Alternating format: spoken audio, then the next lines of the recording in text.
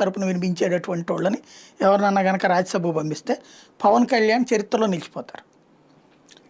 Sir ఇక్కడ కూడా Telugu Desam party రాజకీయం కనబడుతుంది. అసెంబ్లీ ఎన్నికలు ఇందాక మీరు అన్నట్టు ఇప్పుడు భీమవరం పులవర్తి రామాంజనేయులు ఆయన పక్కా టీడీపీ, ఆయన జనసేనలో చేర్చి జనసేన కోటాలు ఇచ్చినట్టు సీట్ ఇచ్చారు. అలాగే అనపర్తి ఎమ్మెల్యే 40 బీజేపీలో చేర్చి బీజేపీ కోటాలు ఇచ్చినట్టు ఇచ్చారు.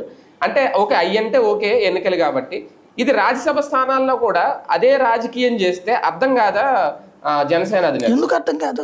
ఆయనకి తెలియకుండా జరిగిందే ఏదైనా అమాయకత్వం కాకపోతే, ఆయనకి తెలిసినే జరిగినాయి కదా. అవంటే ప్రజల చేత ఎన్నుకోబడే ఎన్నికలు కాబట్టి ఓకే అది గెలిపోవటం.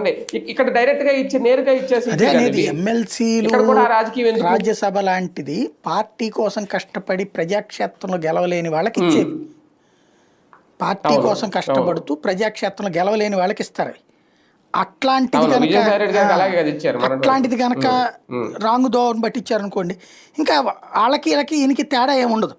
ఈయన భిన్నమైనటువంటి రాజకీయం అంటున్నారు కదా, అది ఆ భిన్న రాజకీయం అవ్వదు. రెండవది ఏంటంటే ఇక పూర్తిగా తెలుగుదేశం తరపున ఈయన బి టీమ్గా పనిచేస్తున్నాడు అనేటువంటి ఫీలింగ్ జనంలోకి వెళ్ళిపోతుంది. ఏదో అప్పుడప్పుడు మాట్లాడే మాటలు ప్రజలకి ఏదో డైవర్ట్ చేయడానికి అన్నటువంటి కాన్సెప్ట్ వెళ్ళిపోతుంది. అది ఆయన ఆలోచించుకోవాల్సినటువంటి అంశం, ఏం జరుగుతుంది అన్నటువంటిది. కానీ ఒక్కటిసారి ఇక్కడ